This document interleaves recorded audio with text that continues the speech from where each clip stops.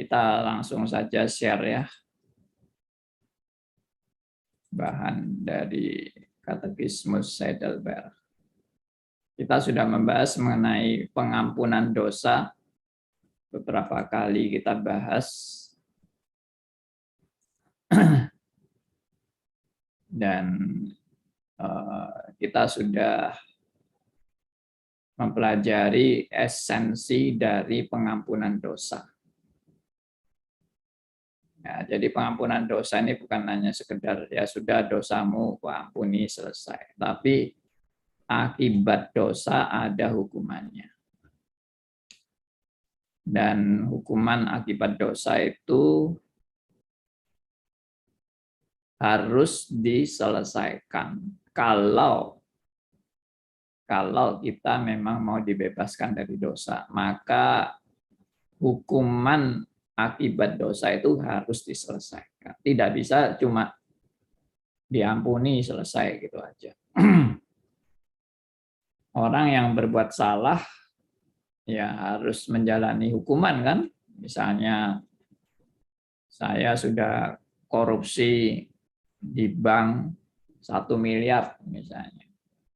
Ya saya tertangkap dan saya minta ampun, saya minta maaf, saya khilaf, saya teledor, saya sudah korupsi. Ya akhirnya bos bank itu mungkin mengampuni saya, tapi saya tetap harus menanggung hukuman akibat perbuatan saya. Nggak bisa cuma ya sudah diampuni selesai, atau hakim mengampuni saya karena melihat pertobatan saya, ya sudah selesai dihapus gitu aja lalu saya bebas. Ya nggak bisa kan, tetap kesalahan saya itu harus akibatnya saya harus bertanggung jawab menanggung akibat itu. Ya saya bisa dihukum penjara dan saya disuruh ganti rugi. Nah itulah penyelesaian hukumnya. Nah demikian juga saudara dan saya sebagai orang yang sudah berdosa, sudah melanggar, itu ada hukumannya dan hukumannya harus diselesaikan. Dan siapa yang menyelesaikan? Yang menyelesaikan adalah Tuhan Yesus Kristus. Nah, ini yang kita bersyukur ya bahwa Allah kita Allah yang Maha Kasih dan Maha Adil dan Maha Kuasa dan Maha Sempurna. Maka semua diselesaikan dengan luar biasa penyelesaian Allah terhadap dosa-dosa kita. Dan sekarang kita boleh, bagi yang percaya kepada Kristus yang sudah menjadi penebus dosa kita, kita boleh menikmati pengampunannya dan penebusannya. Puji Tuhan. Karena itu saudara yang seharusnya terhukum menjadi dibebaskan dari hukuman karena ada yang menerima hukuman kita. Dan yang menerima hukuman kita adalah Kristus. Kalau semua manusia tetap harus menerima hukuman akibat dari perbuatan dosanya, maka semua manusia pasti binasa. Nggak ada yang bisa selamat. Pasti binasa. Karena ya hukuman kita itu adalah kebinasaan itu sendiri. Nah, bagaimana saya bisa bebas dari hukuman kebinasaan tersebut yang harus saya alami? Dengan cara saya harus, jadi saya supaya bebas dari hukuman, saya harus menjalani hukuman, yaitu namanya bukan bebas dari hukuman, ya memang itu hukuman yang patut kamu alami. Tapi kalau Kristus yang menggantikan saya, menggantikan saudara dalam menerima hukuman yang seharusnya ditimpakan kepada kita dan dialihkan kepada Kristus, nah itu baru pengampunan itu. Kita bisa benar-benar dibebaskan dari hukuman. Karena ada yang menanggung hukumannya. Ya, itulah penebusan yang sempurna. Makanya Kristus harus disalib. Dan Kristus juga harus mengalami maut. menggantikan saudara dan saya yang seharusnya mengalami maut. Puji Tuhan. Dan kita sudah sampai ke pertanyaan 57 hari ini. Nah, ini ada pertanyaan, penghiburan apa yang saudara peroleh dari kebangkitan daging? Ya, tolong ada teman mau bacakan buat kita tentang penghiburan apa yang saudara peroleh dari kebangkitan daging. Silakan, ada yang mau bacakan?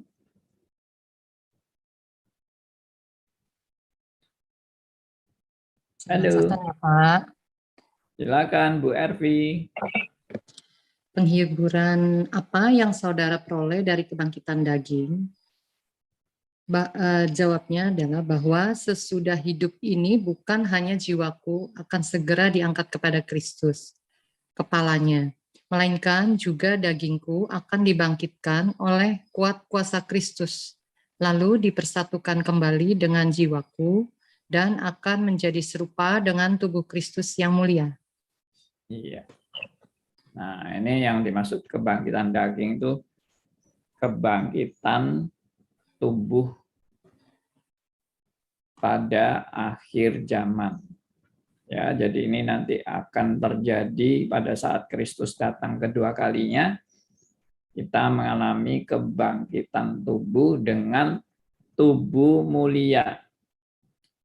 Nah, tubuh yang saudara dan saya sekarang miliki itu adalah tubuh yang fana dan akan hancur. Ya, tubuh kita ini hanya sementara saja dan tidak bersifat kekal. Ya, tubuh kita akan hancur, ya, tetapi akan digantikan dengan tubuh mulia. Nah, ini memang ada yang mengatakan bahwa yang dimaksud kebangkitan itu berarti menunjukkan bahwa tidak semuanya dalam tubuh kita itu akan lenyap. Tapi itu menjadi unsur-unsur yang dipakai, yang juga akan dipakai untuk membangkitkan tubuh mulia ini. Sehingga ada orang yang berpandangan kalau kita mati nggak boleh dibakar, tidak boleh dikremasi, karena hancur tubuhnya nanti nggak bisa bangkit. Ya, ini memang kepercayaan beberapa orang atau aliran atau gereja tertentu yang melarang jenazah itu dikremasi dengan alasan yaitu tadi kalau tubuhnya hancur kan tidak bisa bangkit. Saya menanggapi ya pandangan bahwa tidak boleh kremasi. Memang di Alkitab itu nggak ada sih anjuran mayat atau jenazah dari orang yang sudah meninggal lalu silakan dibakar saja. Nggak ada itu anjuran kayak gitu juga nggak ada. Tapi juga nggak ada larangan. Jadi kalau jenazah dibakar itu perbuatan najis atau perbuatan yang haram atau perbuatan yang melawan hukum Tuhan, nggak ada itu. Jadi netral ya. Alkitab di sini netral, tidak menganjurkan juga tidak melarang. Dan ada orang-orang tertentu yang juga pakai dasar-dasar Alkitab untuk melarang orang dikremasi. Karena dia bilang orang-orang yang mayatnya dibakar itu di Perjanjian Lama itu adalah orang-orang yang jahat. Ya, orang-orang jahat, orang-orang yang kafir, tidak mempercayai kepada Allah, nah itu mayatnya dibakar. Sedangkan orang-orang yang cinta Tuhan, yang orang-orang berkenan dalam Tuhan, tidak ada yang dibakar. Mereka semua dikubur baik-baik. Nah, ada alasan gitu ya, sehingga dibakar tuh nggak boleh. Karena dibakar tuh gambaran orang yang jahat dan orang yang memberontak kepada Allah. Tapi harus dimengerti dengan benar. Kenapa kok Perjanjian Lama tidak menganjurkan mayat dibakar? Termasuk Perjanjian Baru juga nggak ada. Kan tadi saya bilang memang nggak ada anjuran untuk mayat dibakar, itu nggak ada. Tapi maksud saya tadi adalah kenapa kok Perjanjian Lama itu yang dibakar itu mayat orang yang jahat, ya, orang-orang kafir, orang-orang jahat, pemberontak kepada Allah itu mayatnya dibakar. Tidak semua memang mayat dibakar, tapi ada pembakaran mayat untuk orang-orang jahat itu. Kalau jawaban saya justru sudah terjawab ya, bahwa pembakaran mayat itu simbol. Perhatikan, simbol di Perjanjian Lama itu sebagai simbol orang ini dimurkai Allah, makanya dibakar. Simbol. Tapi apakah setiap pembakaran itu menunjukkan murka Allah? Nah, itu enggak demikian. Ya, enggak demikian. Itu kita makanya kalau kita membahas suatu kasus, suatu keadaan yang dilakukan di Perjanjian Lama itu tidak bisa digeneralisir, ya. Jadi nggak berarti kalau dilakukan itu berarti semua ya seperti itu.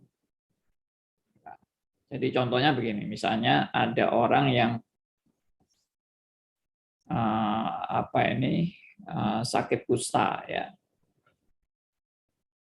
Nah, sakit kusta itu memang di Perjanjian Lama itu disimbolkan sebagai kutukan dari Allah.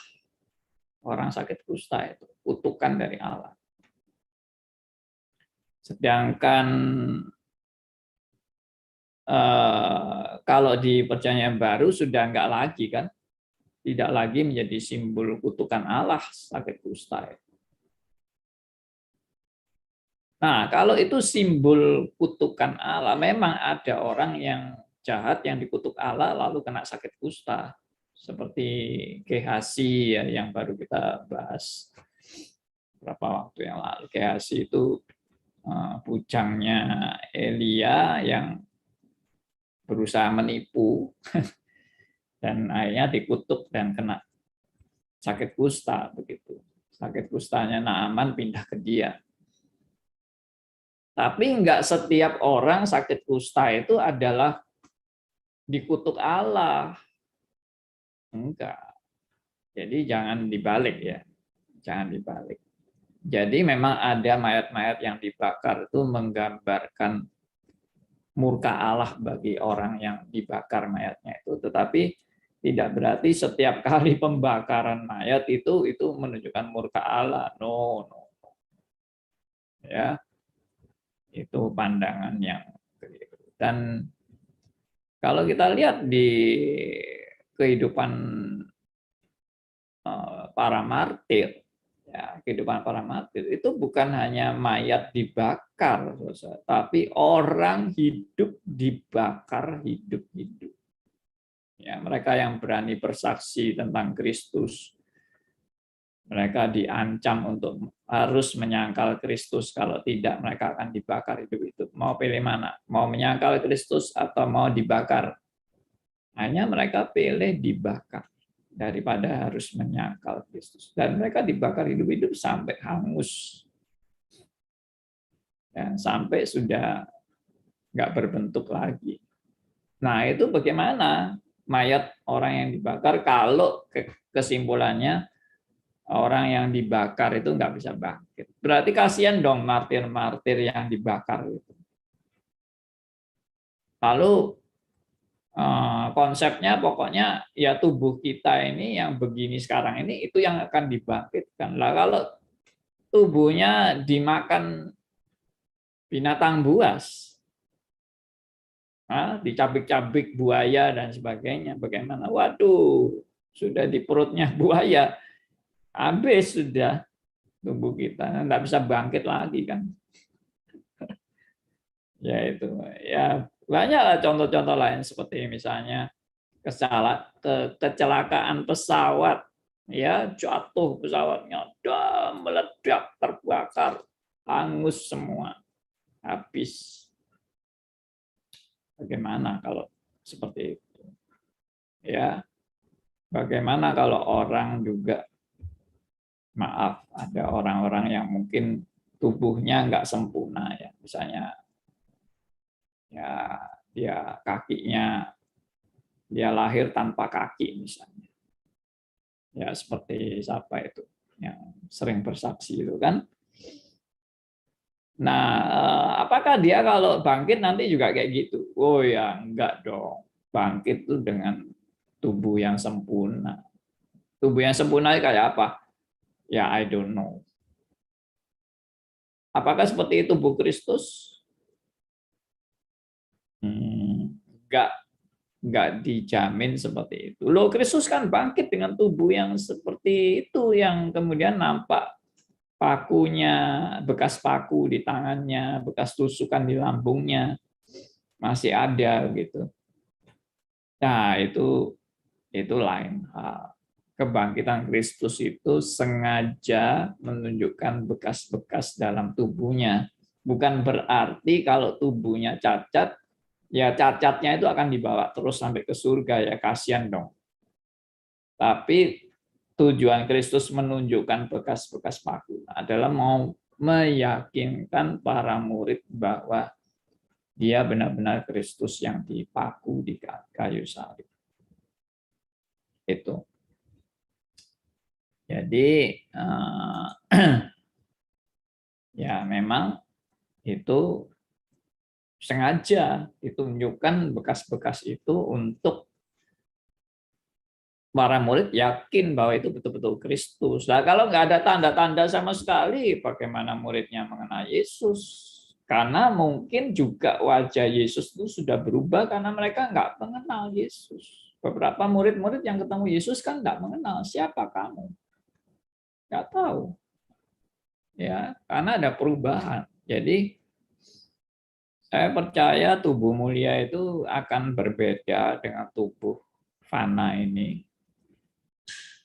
Tapi berbedanya bagaimana? I don't know. Jangan nggak usah terlalu kepingin tahu. Buat apa? Pokoknya yang pasti kita tahu adalah tubuh mulia itu sempurna. Sudah itu aja. Sempurnanya bagaimana? I don't know. Apakah masih punya tulang, punya darah? Ya, apa ini? Apakah transparan misalnya dan sebagainya. Nah itu saya nggak tahu. Janganlah, nggak usah tahu ya nggak apa-apa. Nanti aja kalau kita ngalami baru tahu. Ya, jadi nggak ada gunanya sih mau memperdebatkan tubuh mulia itu modelnya gimana, itu nggak ada gunanya. Yang pasti itu tubuh mulia adalah tubuh yang dari surga. Kalau tubuh yang fana ini kan dari bumi, dari debu dan tanah. Kalau tubuh mulia dari surga. Nah, itu bagaimana? I don't know. Ya, itu. Jadi kembali lagi kepada tadi, apakah memang tubuh yang fana ini boleh dikremasi? Menurut saya boleh aja. Cuma ada orang-orang yang tidak tega ya, karena orang yang sangat dikasihinya lalu dibakar itu rasanya nggak tega banget, sehingga ya udah dikubur aja. Ya terserah, nggak ada juga larangan untuk dikubur atau mau dikremasi, silakan aja. Kalau nggak bisa bangkit, siapa bilang? Ya itu tadi saya bilang kan, banyak orang yang dipotong-potong tubuhnya, banyak orang yang dibakar hidup-hidup, banyak orang yang kecelakaan, mungkin di pesawat hancur semua, organ tubuhnya hancur semua dan ya terpisah-pisah gitu, dan dia ada yang dimakan ikan dan sebagainya.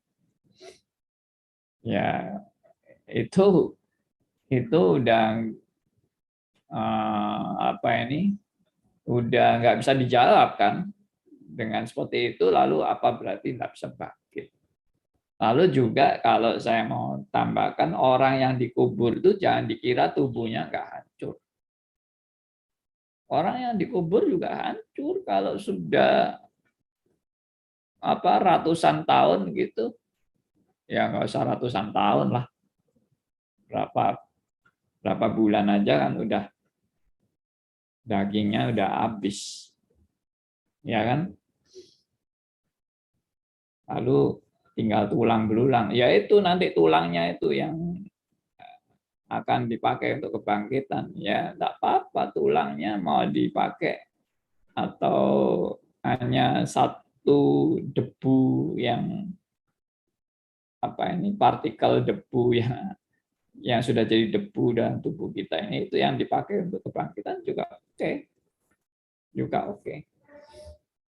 Nah, kalau saya pernah baca bukunya John Calvin, John Calvin menekankan yang namanya kebangkitan itu ya berarti masih pakai bahan yang lama. Baru itu namanya kebangkitan. Kalau semuanya pakai dari surga, ya itu namanya bukan kebangkitan, tapi saya dalam hal itu masih ragu. Kenapa ragu? Karena ya saya bisa disebut bidat sih kalau misalnya saya meragukan. Saya bukan meragukan kebangkitan, tapi saya meragukan kalau itu masih pakai bahan lama, itu unsur-unsur lama dipakai untuk kebangkitan. Saya merasa dasar Alkitabnya itu masih nggak jelas. Karena yang jelas saya tadi katakan tuh Alkitab bilang tubuh fana ini dari debu dan tanah. Sedangkan tubuh mulia dari surga. Nah, kalau saya pegang kalimat itu yang Rasul Paulus tulis, ya berarti tidak ada keharusan unsur lama itu harus ikut. Tapi saya tidak ngotot ya, dalam hal ini saya tidak ngotot karena itu juga hasil mungkin dari, kalau nggak salah dari konsili gereja juga, yang menegaskan bahwa yang namanya kebangkitan itu ya pakai unsur lama dalam tubuh. Tapi unsur-unsur lama dalam tubuh itu ya bisa di mana-mana dipakai kan. Allah Maha Kuasa kok. Bagi Allah tidak ada yang sulit untuk mengumpulkan tubuh kita yang sudah hancur, ya, untuk jadi bahan untuk kebangkitan. Tapi itu sekali lagi itu nggak penting, ya. Yang pasti itu ada kebangkitan. Dengan tubuh apapun ada kebangkitan. Hancur pun tetap ada kebangkitan. Habis dibuang jadi abu juga tetap ada kebangkitan. Jadi nggak ada di Alkitab bilang jangan dihancurkan tubuhnya nanti nggak bisa bangkit. Itu nggak ada kalimat kayak gitu. Itu cuma kekhawatiran orang-orang zaman sekarang. Kekhawatiran nggak bisa dibangkitkan itu. Ya, tapi Alkitab sama sekali nggak ada. Kebangkitan orang mati itu tidak dipengaruhi oleh kondisi tubuh sama sekali. Jadi tetap ada kebangkitan. Bahkan orang yang bakal masuk neraka saja juga dibangkitkan. Nah itu kan lucu kan. Berarti kan semua orang dibangkitkan.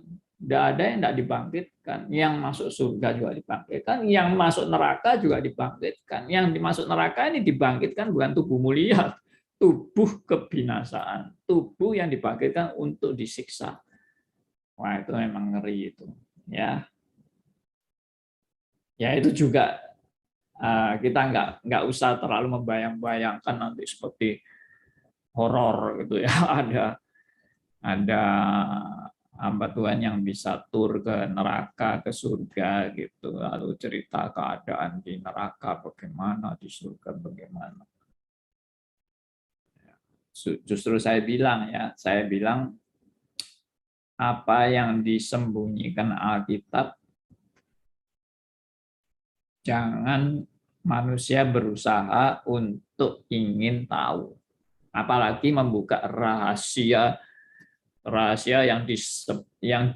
hal yang dirahasiakan Alkitab malah tambah dibuka oleh manusia. Itu pasti sudah bohong. Wong Alkitab aja enggak mau cerita itu, kok kita mau buka rahasianya yang Alkitab nggak mau cerita.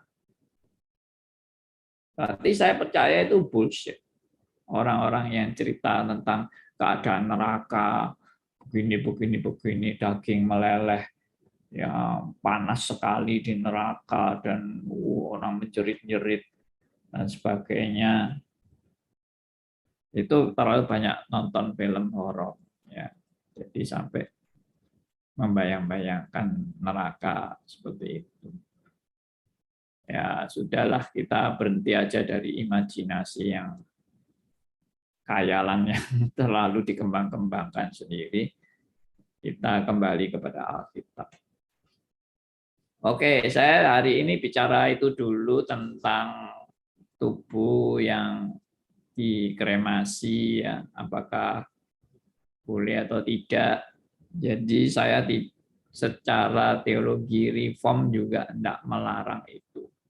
Meskipun ada pendapat-pendapat hamba Tuhan tertentu yang tetap bersiteguh tidak boleh dikremasi.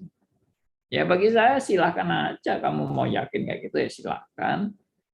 Tapi ada yang yakin dikremasi juga nggak masalah juga, bagi saya oke. Karena Alkitab memang tidak melarang keduanya, mau dikubur juga oke, mau dibakar atau dikremasi juga oke.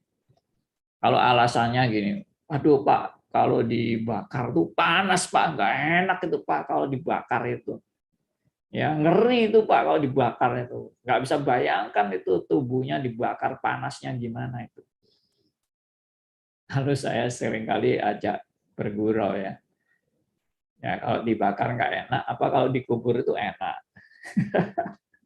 Kamu tubuhmu di tempat gelap yang di bawah tanah ini, apa enak itu tidur di bawah tanah yang gelap dan mengerikan itu ya. Ya enggak enak juga, siapa yang mau di tempat yang kuburan itu. Oh, kuburan itu lebih enak, Pak, lebih nyaman, adem, tentrem daripada dibakar. Coba aja kamu diem di kuburan itu. Adem ayam tentrem enggak di dalam peti gitu. Konyol banget. Ya, oke. Jadi dalam hal ini kita netral aja gitu. Enggak ekstrim kiri, enggak ekstrim kanan, enggak harus ini atau harus itu. Karena kita memang enggak memberi tuntunan apa-apa. Jadi ya tergantung juga keluarganya, ya kan, keluarganya memang lebih mantap mau dikubur atau dikremasi. Memang kalau kremasi itu zaman sekarang itu lebih praktis ya. Tapi bukan karena praktisnya ya, ini bukan apakah kalau praktis itu berarti benar, enggak tentu, memang ada praktis yang salah juga ada. Tapi praktis ini kan enggak dilarang. Maksudnya lebih praktis itu begini, misalnya kalau dikubur itu berarti kita itu akan terus-menerus rasanya terbeban juga untuk memelihara kuburannya kan. Gimana kalau dikubur terus nggak dirawat, lalu kuburannya jadi kuburan liar, lalu sampai nggak permukaan kuburannya itu sampai rusak, sampai hancur dan tidak berbentuk gitu. Ya kan juga beban toh, bagi kita juga beban. Terus mengunjungi. Nah, itu mau sampai berapa lama? Sampai berapa lama kita merasa bertanggung jawab memelihara kuburan itu dan terus terbeban untuk menjenguk kuburan itu sampai berapa lama? Terus sampai keturunan keberapa? Ya, sampai keturunan keberapa itu dijamin kuburannya tetap dijaga dan dihargai sampai keturunan keberapa. Saya yakin keturunan, ya jelas keturunan pertama sangat menghargai kan. Misalnya kalau itu orang tua, ya anak-anaknya pasti sangat menghargai. Lalu cucunya, belum tentu cucunya mau menghargai sama seperti orang tuanya menghargai. Kalau cucunya pernah ketemu sama kakeknya, mungkin masih menghargai, ya kesannya mendalam dan cintanya luar biasa dengan kakeknya. Wah, itu masih. Tapi mau berapa lama juga. Kalau saya sih melihat dari generasi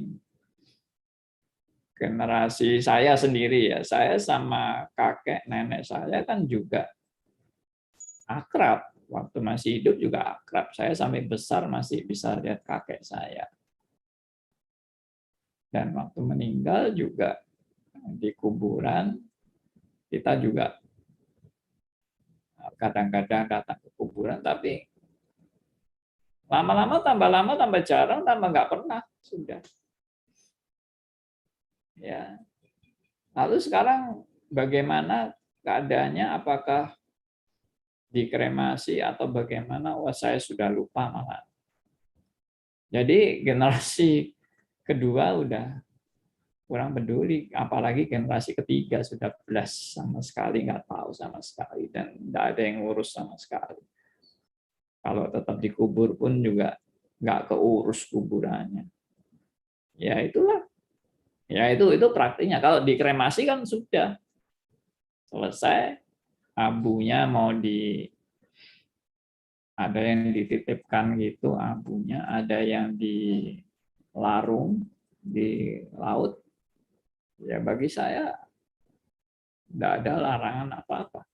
Oke, itu dari saya mungkin cukup lengkap saya membahas mengenai kremasi ini yang seringkali diperbincangkan. Nah, nanti tentang kebangkitan tubuh mulia ini apa maksud Tuhan dan sebagainya, itu nanti kita bahas berikutnya ya, minggu depan. Karena ini sudah kurang 15 menit. Kalau ada yang mau bertanya, ada yang menanggapi, silakan saya beri kesempatan.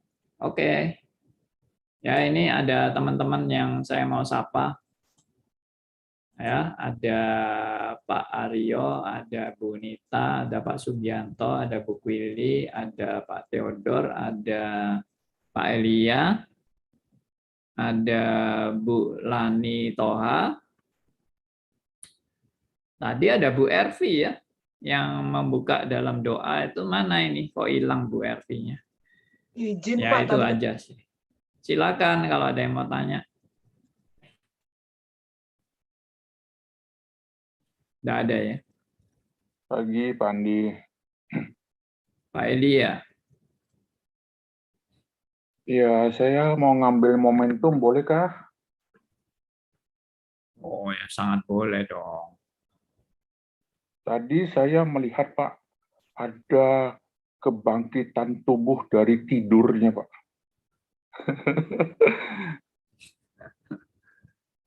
Gimana? Saya dalam 1-2 bulan ini betul-betul drop, Pak. Sedikit mereview ya, tentang kebangkitan tubuh ya. Walaupun yang diulas adalah kebangkitan tubuh nanti pada saat kekal di surga atau kekal di neraka. Tapi saya ingin menarik kembali kebangkitan tubuh kita, khususnya tanggal 8 Desember 2021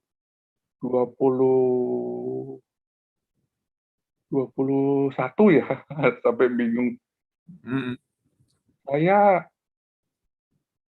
tiba-tiba, tanda kutip, karena saya mengiyakan ajakan kakak ipar saya untuk urut, Pak, mijit. Sudah lama saya tidak dipijit atau ya pokoknya relaksasi tubuh gitu ya. Ke tukang urut yang sangat terkenal sekali di Bali, Pak. Itu di Kintamani. Dari kapan saya sudah ditawarkan untuk diajak ke sana, coba kamu, yuk kita ke sana yuk. Siapa tahu struknya kamu bisa menjadi lebih ringan. Intinya saya terus menolak karena saya tahu terlalu jauh, Kintamani itu terlalu jauh. Ya, dan itu adalah dari seberang sana ya, dengan teknologi kedewaannya kan ya, mengertilah. Nah tiba-tiba Pak, saya waktu itu diminta izin sama istri. Istri akan ikut ke sana karena tangannya keselio. Tiba-tiba saya bilang, oke, papa juga ikut gitu loh. Singkat cerita Pak, begitu naik mobil Pak, mabuk saya. Waduh, saya langsung berpikir, apakah saya minta dipulangkan lagi dan mereka melanjutkan perjalanan. Singkat cerita, saya berusaha untuk mencoba bertahan di mobil. Pergi mabuk, Pak. Wih, saya muntah-muntah sehabis-habisnya yang makanan saya sempat masuk. Setelah sampai sana, dipijit dengan sangat bagus gitu ya. Ini adalah pulangnya lagi dikuras, Pak. Wih, nah, waktu pulang kan sudah tidak ada isi, Pak, perut saya. Itu betul-betul sejak tanggal 8 Desember tahun lalu, saya kolaps, betul-betul kolaps. Berminggu-minggu, 3 minggu saya sempat hilang itu, dan Pak Andi dan teman-teman sempat mencari saya. Datang dan pergi, Pak. Tapi terus tidak pulih. Sampai suatu saat kebangkitan tubuh itu, tubuh saya datang semalam, Pak. Saya berusaha mencocokologikan tentang topik hari ini, kebangkitan tubuh. Tadi pagi saya tiba-tiba kok rasanya ada satu sukacita, rasa happy, rasa plong setelah saya mencuplik Ayub sesi ke-10. Entah mengapa, kok rasanya happy sekali saya. Saya pikir, Tuhan, ada apakah ini? Apakah habis ini saya akan pulang ke surga? Karena begitu damainya saya. Pak, tahu apa yang terjadi? Pada saat tadi pagi saya buka grup yang selalu ngeyel-ngeyelan itu, Pak. Hari ini dia di-remove sama salah satu admin. Saya pikir, aduh, hebat juga ya hari ini. Saya mau ngambil momentum itu. Poinnya adalah waktu saya masuk kembali ke grup itu, saya pikir berharap untuk bisa menemukan suasana baru. Tetapi karena saking ngeyelnya orang tersebut, Pak, nantang kanan, nantang kiri. Akhirnya ada satu admin yang masih darah muda, menerima tantangan dia dan tadi pagi dikeluarkan. Saya pikir, wah, kok bisa ya ada satu momentum, tanda kutip, Tuhan membangkitkan tubuh-tubuh yang sedang gelisah karena arena yang tidak membangun tersebut. Langsung saya pikir, inilah waktu Tuhan terhadap kebangkitan tubuh kita sementara di dunia ini, khususnya saya. Itu momentum pertama saya, Pak. Dan tadi saya melihat, kok bisa ya rekan kita masuk Zoom, buka kamera, dan terlelap. Sampai akhirnya, jangan-jangan tidak bangun beliau nih. Ternyata bangun juga ya, kebangkitan tubuh. Yang kedua, Pak, tentang kebangkitan tubuh. Saat ini ya, bukan, saya tidak bicara tentang nanti. Kalau nanti itu sudah Pak Andi ulaskan dengan sangat bagus. Saya dari dulu saya seorang networker, pembangun jaringan, bisnis jaringan. Suatu saat saya mempergunakan tanda kutip komunitas ini untuk mencari relasi bisnis saya. Tapi dalam perjalanan Tuhan menghajar saya melalui pendeta Andi Halim yang menegur saya. Kamu masuk ke sini, kalau mau murni, ya murnilah. Jangan mencampur adukan dengan hal-hal yang menjadi kebutuhan kamu. Saya waktu itu sangat berterima kasih Tuhan menegur saya untuk memurnikan masuk dan berada di komunitas ini. Boleh lanjut Pak Andi? Boleh. Oke, terima kasih. Masih ada sisa 10 menit. Poinnya saya langsung dihajar Tuhan, Pak. Saya menawarkan produk saya AFC. Dan Tuhan memberikan saya sebuah cerita yang kira-kira 2 minggu yang lalu saya mengerti, Pak. Mengerti muternya Tuhan ini menghantar saya. Singkat cerita begini, ada seorang rekan yang saya jumpa di komunitas Pak Andi Halim yang begitu saya pikir respect sekali orang ini karena pandainya dia berbicara. Saya tawarkan produk AFC saya dengan piawi karena saya dari dulu seorang multi level, Pak. Jadi pada saat saya dilatih Tuhan untuk meng-closing sebuah bisnis, saya punya kemampuan untuk bicara kepada hal itu. Tapi Tuhan tutup saya setelah ditegur oleh Pak Andi Halim. Saya kembali kepada laptop teman saya ini. Singkat cerita, saya menawarkan dan terjadilah sebuah interaksi yang sangat bagus sekali. Saya pikir, Pak, dia betul-betul bisa saya jadikan jalan keluar yang Tuhan kirim kepada kehidupan saya. Setelah saya tidak bisa bekerja apa saja, tidak bisa. Selain saya berusaha menawarkan produk, yang produk itu juga belum bekerja kepada saya. Karena saking mahalnya saya tidak bisa konsumsi dengan rutin. Singkat cerita, berdasarkan kejadian teman ini, saya mengirimkan 2 paket, Pak. Jadi saya istilahnya memodalin untuk dia boleh berusaha bekerja. Tapi dalam perjalanan Tuhan mendidik saya, terjadi satu konflik yang saya tidak perlu angkat di sini.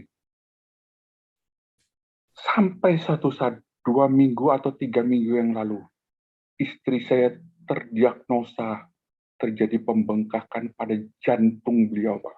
Waktu itu saya pikir, aduh Tuhan, kejadian Zoom pertama tahun ini, bersama Ibu Nita dan Pak Thomas, saya mendengarkan cerita dan saya juga menyampaikan, kalau istri saya berangkat duluan, saya lebih terhibur kalau saya berangkat duluan. Waktu itu saya telah ungkapkan 3 Januari 2022. Zoom pertama saya ungkapkan isi hati saya. Dan 3 minggu yang lalu saya merasa, aduh Tuhan, jangan Engkau berikan pencobaan itu melanda saya. Engkau ambil istri saya duluan daripada saya. Singkat cerita, Pak, waktu saya tahu istri saya terdiagnosa pembengkakan di jantungnya karena iramanya, capeknya itu bla bla bla bla. Saya pikir, aduh Tuhan, janganlah Engkau memberikan pencobaan kepada saya melebihin kemampuan saya. Kalau istri saya berangkat duluan, Pak, aduh saya pasti akan tanda kutip tidak tahan dalam hidup ini. Dan saya berpikir waktu itu, oh ada produk yang telah nginep sekian lama di luar sana, saya minta kembali, Pak. Saya kejar kembali teman saya itu. Dan akhirnya dengan segala waktu yang Tuhan telah tetapkan, produk itu kembali kepada saya. Saya kasih istri konsumsi, Pak. Dalam 1 minggu, ternyata produk itu bekerja, betul-betul bekerja. Dalam tubuh saya tidak, Pak. Poin saya adalah ini adalah satu kebangkitan tubuh yang boleh saya nikmatin. Istri saya mulai happy lagi, walaupun dia kerjanya payah, tapi dia masih punya kegembiraan karena jantungnya telah teratasin oleh produk yang saya pasarkan, yang menginap sekian bulan, Pak, di sana, Pak. Saya kejar untuk dikerjakan, untuk dikembalikan, tidak kembali kepada rumah saya. Tapi dalam 3 minggu kemarin itu, kembali. Begitu kembali istri saya minum 1 minggu, ternyata memberikan kebahagiaan kepada saya. Saya bisa melihat istri saya kembali ceria, walaupun capek dalam bekerja. Tapi minimal dia punya problem jantung telah teratasi. Inilah kedua momentum kebangkitan tubuh yang boleh saya rasakan hari ini. Thank you, Pandi. Ya, puji Tuhan untuk kesaksian Pak Elia ya. Ya, mengalami, ya boleh dikata mengalami sentuhan dari Tuhan terhadap tubuh fisiknya, baik untuk Pak Elia sendiri juga untuk istrinya. Ya bersyukur kita itu setiap saat sebetulnya sangat dipelihara oleh Tuhan. Setiap saat.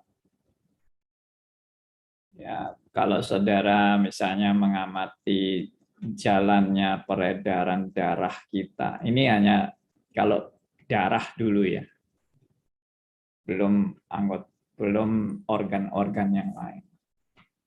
Darah ini beredar dalam seluruh tubuh kita itu,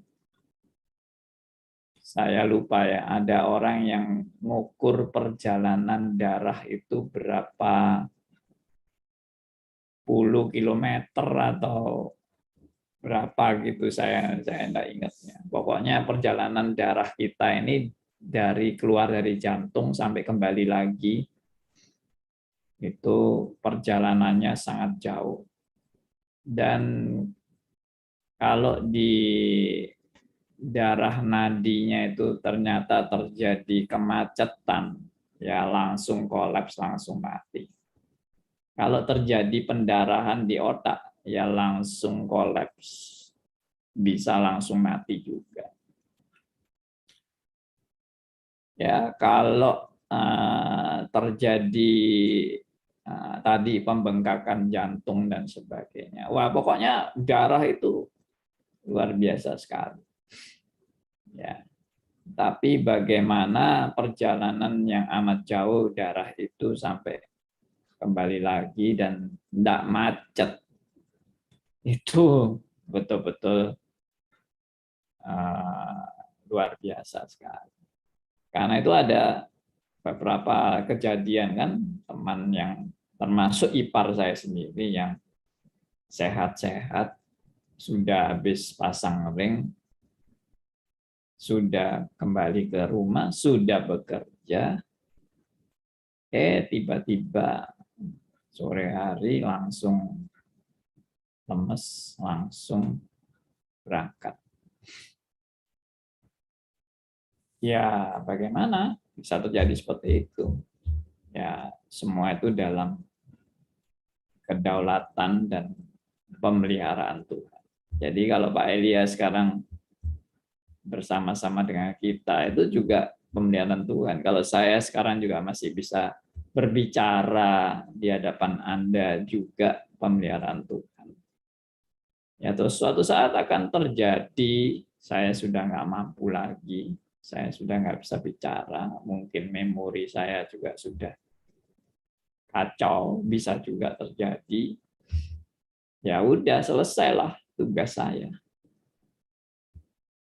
Jadi kebahagiaan itu adalah kebahagiaan di mana Tuhan memberi kita kesempatan untuk menjalani hidup, dan kesempatan itu boleh kita pakai untuk mengerjakan pekerjaan Bapa.